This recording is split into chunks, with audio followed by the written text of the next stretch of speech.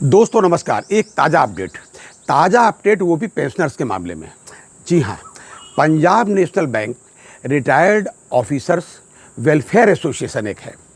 इसने क्या किया है, एक व्हाट्सएप ग्रुप बनाया। व्हाट्सएप ग्रुप तमाम सारे लोग बनाते रहते हैं, आपने देखा होगा, तमाम बनते रहते हैं। काम का ग्रुप ये बना है।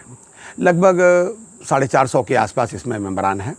आपस में डिस्कशन करके और इन्होंने एक मसौदा तैयार किया और एक निर्णय लिया कि पेंशन अपडेशन के मामले में देखिए अब कोर्ट ही कुछ करेगी, क्योंकि ये जो वर्किंग एसोसिएशन वाले लोग हैं ये अपने नहीं करा पाते, हमारा कितना काम कराएंगे, हम इन पर कब तक निर्भर रहेंगे।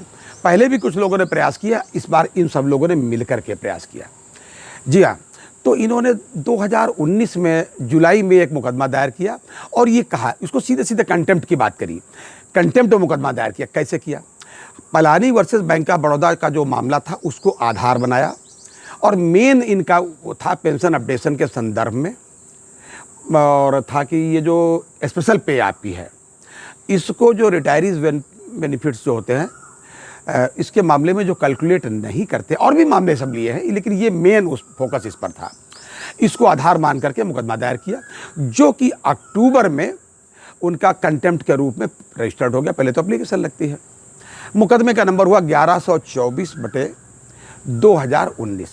जी, और ये भाई साहब सुप्रीम कोर्ट में मुकदमा है, और आज यानी कि 15 तारीख को भाई साहब इसमें तारीख लगी है, और मैं सुबह से इसका इंतज़ार कर रहा हूँ कि इसका कोई अपडेट हमें मिले। कई जगह मैंने फ़ोन किए जो लोग इससे जुड़े हुए हैं, लेकिन किसी का भी फ़ोन पिक नहीं हुआ। एक साहब का पिक हुआ, उन्होंने कहा डिटेल मिलते ही हम आपको बताएंगे, लेकिन अभी तक डिटेल नहीं मिल पाया है। महत्वपूर्ण बात यह है कि हम लोग, यानी कि मेरा मतलब रिटायर बैंकर्स, सबसे ज़्यादा जो इंतज़ार कर रहे हैं MC सिंगला वाले केस का, MC सिंगला साहब के केस का, जिसको मार्च में बिल्कुल फाइनल हो जाना था, लगता था कि मार्च में फाइनल हो जाएगा। पिछली जब कभी डेट थी तो जज साहब ने कहा था कि मार्च में जो है तारीख देंगे और पूरा दिन आपकी बात सुनेंगे, लेकिन खैर वो तारीख लगी नहीं लगी, फिर हट गई, होते होते अभी तक नहीं लग पाई, और आज की तारीख तक उसमें कोई डेट भाई साहब नहीं लग पाई है। खैर वो अलग का मामला है, जब आएगा तो उसको भी देखा जाएगा, उस पर हम लोगों की बहुत निगाहें टिकी हैं। लेकिन ये मुकदमा जो है, इस मुकदमे को भी किसी भी तरीके से कम महत्व का मुकदमा नहीं माना जा सकता भाई साहब। सीधे सीधे जैसे पेंशन अपडेशन के, कहीं कोई फंड का अरेंजमेंट करना, कहीं कुछ नहीं जी, केवल कैलकुलेशन का गुणा भाग है। फंड्स तो अपने पास पर्याप्त हैं पहले से ही।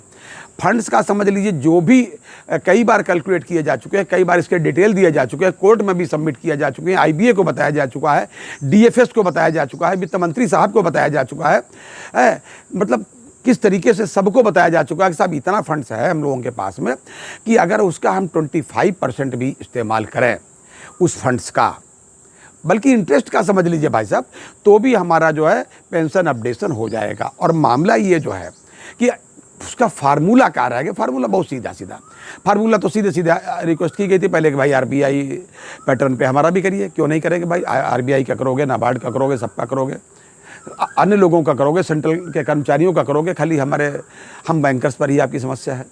क्यों है मैं नहीं जानता। लेकिन आज जो मुकदमा ये है, ये बड़े महत्वपूर्ण है भाई साहब, और इसका मैं अपडेट का इंतजार कर रहा हूँ। जैसे ही अपडेट आता है मैं आपको दूंगा, और किसी भी कीमत पर इस मुकदमे को भाई साहब MC सिंगला मुकदमे से मैं कम नहीं समझ पा रहा हूँ।